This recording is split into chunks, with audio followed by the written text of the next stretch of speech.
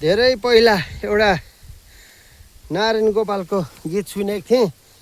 जे भन्छन् संसारले सबै सत्य हुन्न, देखे जति सबै सत्य केही झुटो हुन्न, अरूलाई अर्ती दिने सबको बानी हुन्छ, आफूलाई अर्ती दिए मान्छे ज्ञानी हुन्छ भन्ने एउटा गीत सुनेको थिएँ धेरै वर्ष पहिला सानोमै हुँदाखेरि होला।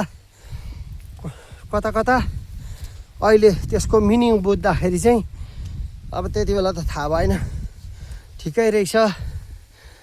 बाठो भयो भन्दैमा अरूलाई सजेसन दिँदाखेरि घाटै हुँदो रहेछ हो।